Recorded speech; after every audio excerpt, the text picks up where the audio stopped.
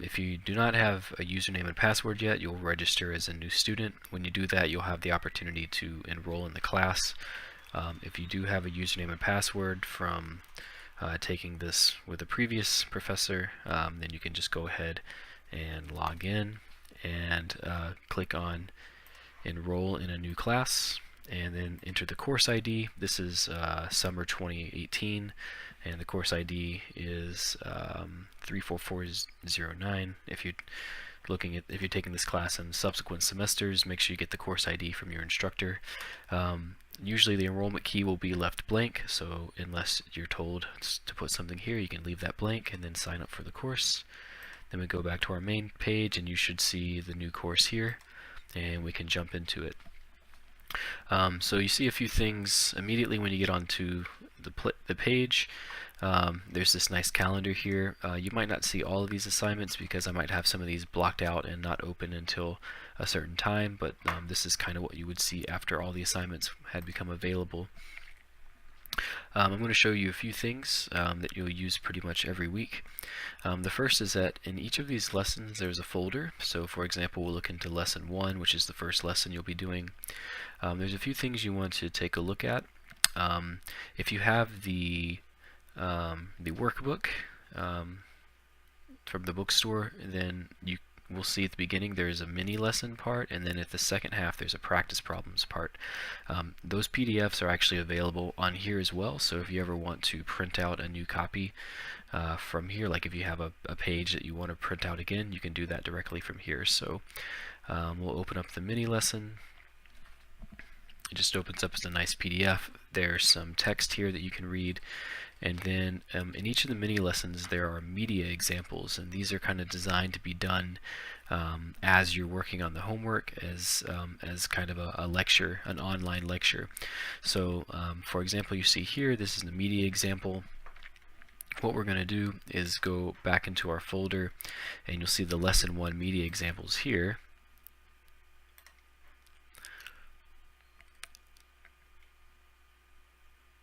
And each one of these media examples, these are all videos, and these correspond to the media examples in the mini lesson. So for example, this is the very first one.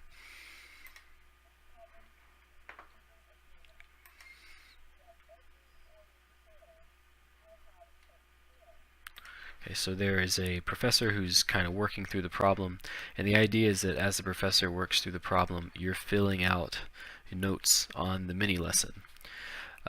So these are kind of becoming your notes, and this is kind of like your online lecture for the class. And so like I said, there's several of these per lesson. Sometimes there's more than others, and they're all just YouTube videos, so they're pretty easy to get loaded up. This is a media example. That's a media example that's a little later on in the mini lesson, so that would be maybe a few pages down. So anytime you see one of these media examples, there's going to be a corresponding video back in that folder. Now the other thing that you'll see in the mini lessons is the worked examples. So the worked example is just kind of like a written example. You'll see a few of those, and then there's also these U-tries.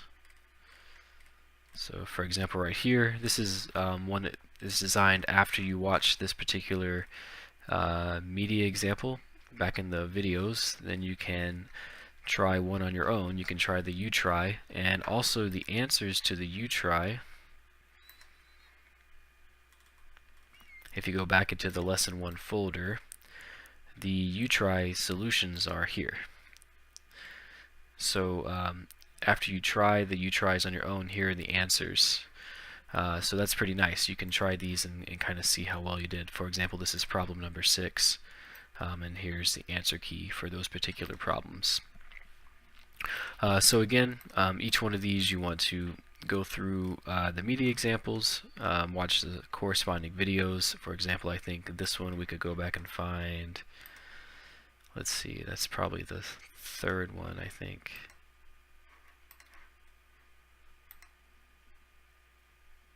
Oops, maybe it's the second one. Yep, there we go. So that's the second one. And again, you always have someone kind of going through the problems, and you can watch the videos as many times as you want to. Now the idea is that you'll do the mini lessons, and then as you're doing these, you'll be working on the homework instead as well. So you can do this a couple of ways. You can either try to do all of the mini lessons at one time and then go work on the homework.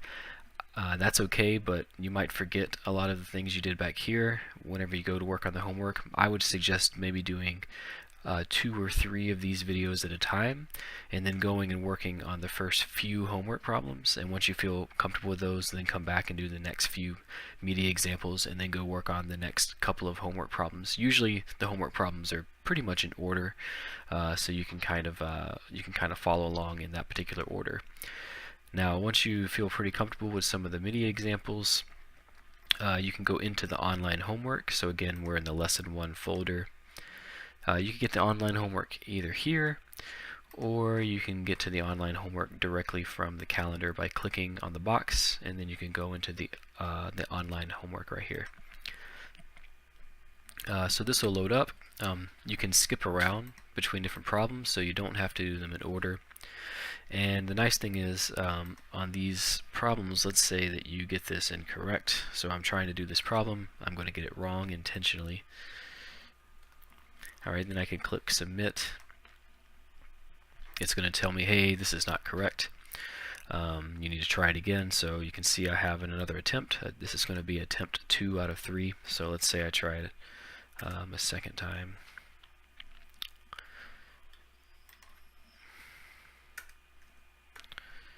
And let's see.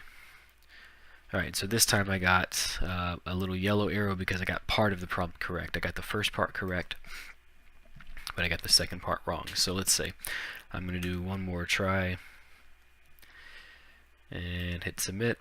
And this was my 3rd attempt, and at this point it says, oh, this was supposed to be the answer, was answer number 1. Now at this point I get just half of my points, but I can actually get all of my points if I go up here and click on try another similar question. It will reload basically the exact same question but with different numbers, so the exact same type of question. And now what I can do is I can actually go on here, and there are some video help. For most of the homework questions there's video help, so I can watch this video and you'll see someone kind of going through and working through exact same kind of problem. So you can watch the videos, get a better idea of how to do the problem, and then you can go back, and once you feel like you got it, you can try it again, and this time submit. And there you go. If you get it right, you get this nice green check mark. So the idea is you can work on the homework, is as long as you put the time into it, you should be able to get 100% on every single homework problem, because you can keep retrying it as many times as you want, and then you can watch the videos and get some help. This one has 2 different videos. If you do get stuck on a problem, if you've tried it a few times and you just can't figure it out, you can use this message instructor about this problem. This is a better way. If you have a specific problem on a specific question on a specific problem, this is a much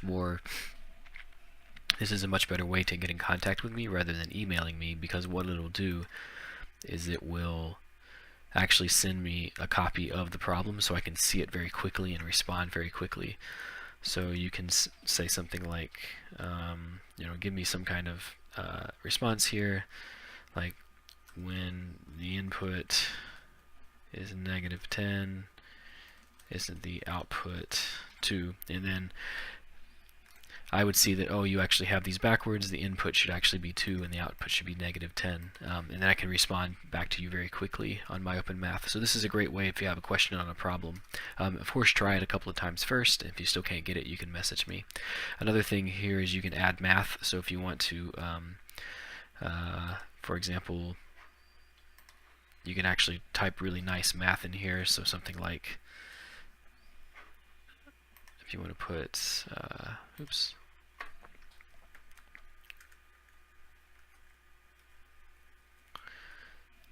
something like that, it actually will turn into math. So it's a really nice way to communicate, since sometimes it's difficult to type math on the computer.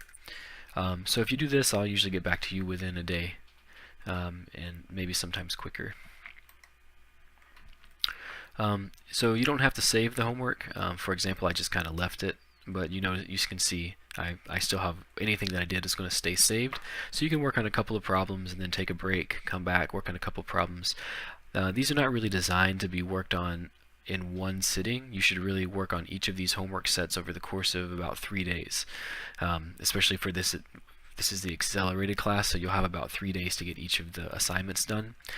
So maybe do a third of it, do like 8 or 9 problems a day, and then come back and do the next 8 or 9 problems, and that way you can knock it out over the course of a few days. If you try to do it all in one sitting, you'll probably get a little stressed out because it might take you a bit longer than you think. Alright, so for each lesson after you finish the homework, there's also going to be a quiz. So the quiz is also here in the, I guess actually this one's not in this folder.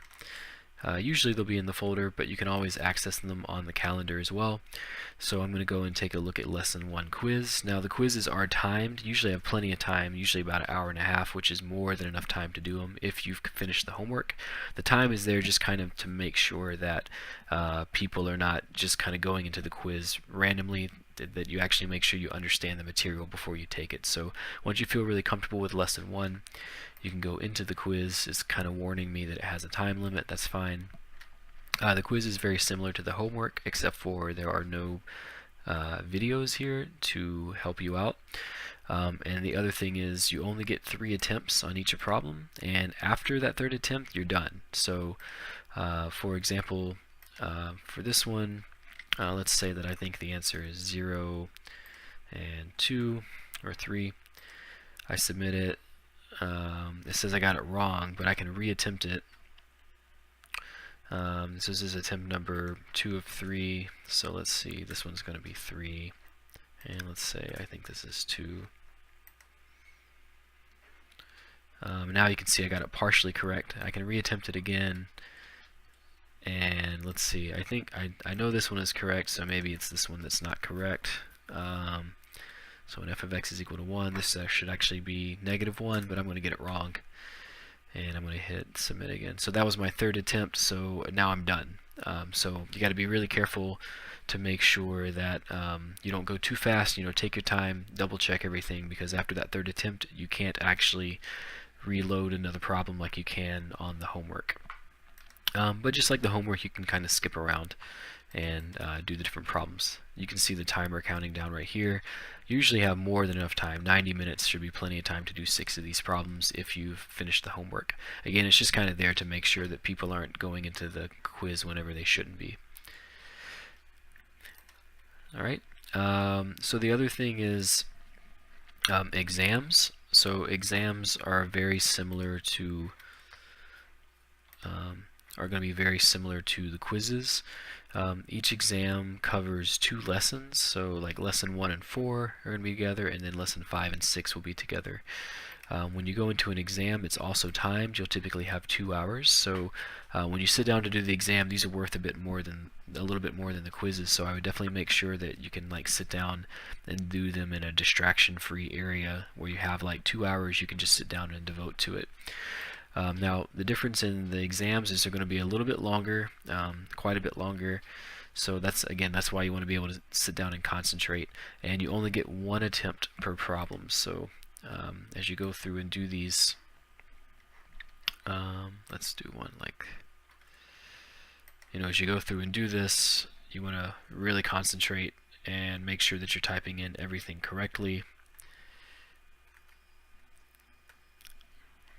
Oops.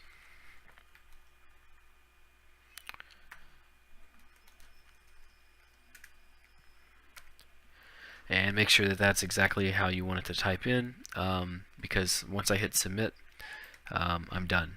And this is warning me that I didn't finish answering the question. But I had 1 submission, and I'm not allowed to go back into it again. I can go and see what I put in, but it's not going to let me put anything else back in. So make sure you don't hit submit until you're pretty sure you have the answer. If you're not sure about the answer, just leave it blank and skip down to a different problem. Just don't hit that submit button. So again, with these exams, just make sure you're giving yourself a nice environment to take it in. If you have kids or something, maybe get someone to watch the kids for you, or if you live in a loud place, maybe try to find a nice quiet a nice quiet place that you can get away and do the exams. A couple other things on MyOpenMath is for these homeworks, you'll see that you can use a late pass. What a late pass does is it gives you an extension of 24 hours to finish the assignment, with the caveat that you get a 20% penalty on any questions you have not finished yet. So you should definitely only use it, if you absolutely have to. You want to definitely try to get it done by the due date, because the late pass does have a penalty. You have to use the late pass before the assignment is due. So let's say that this was Sunday the 3rd, and I'm getting really close to midnight, and I think I'm going to need an extra day. Then I can click on this Use Late Pass button, and it's going to give me a 24-hour extension on the late pass. Most of these I'll allow you to use 2 late passes on, maybe 3. But again, realize that anything that's done in the late pass period, you can see this moves the date up. Anything that's done in this late pass period is going to give you a penalty, so you only want to use that as a last resort. Okay. The other thing I want to mention to you is I already showed you the mini lessons. In the back of your workbook, there's also these practice problems, so this is kind of an extra set of problems you can work on if you want some more practice from a particular section. Now, there are a lot of these, so you don't have to necessarily work through all of them, because that could take you quite a while. Whenever we do this on ground, we tend to do some of these in class as like group work. But what you can do is you can work through these practice problems, and then I also have the solutions set to them. So the solutions are fully worked out solutions, not just the answers, but when you get to the more advanced problems, you can see that the full solutions are written out. So if the videos aren't quite doing it for you in the media examples, you can also go and check out these practice problem solutions, and some people learn a little bit better by seeing everything written out. So that's another option. So for all these lessons, you have a lot of options. So make sure that you're using what helps you the most. Some people are really visual, so the videos and those practice problem solution sets are going to be really helpful. Just make sure you're kind of taking advantage. I would definitely go ahead and take a bit of time to just kind of play around with this for the first day, and get used to MyOpenMath. I wouldn't wait too long to start moving, kind of checking everything out, because the class does move very quickly. There is some material here in course materials and resources. This is mainly for during the regular semester, like the Academic Success Center, I think, is probably not open during the summer, but if you're watching this in like the fall semester, you can check out the material here. Also, the entire workbook is available here if you want to have, if you want to save this onto your computer or anything like that. I wouldn't recommend printing it all out. It is about 500 pages. But if you buy it from the bookstore, I think it's relatively cheap. It's something like $25, which is probably cheaper than you can print it. But if you want to save this on your iPad or something, and that way you always have your book with you, that's another good option that you can have. Alright, so I think that's a good overview of MyOpenMath. I think you'll find it's pretty easy to use. It just maybe takes a week or so to kind of get used to everything. The only other thing in my class is I do discussions. Since this is an online class, I have discussions. These are done on Blackboard, so these are just kind of here on this calendar to remind you about that. They're not actually done on MyOpenMath. But if you have any questions, feel free to send me an email. I'm happy to help you guys out with this. But like I said, I think it's pretty intuitive, and I think you're going to enjoy using this particular software.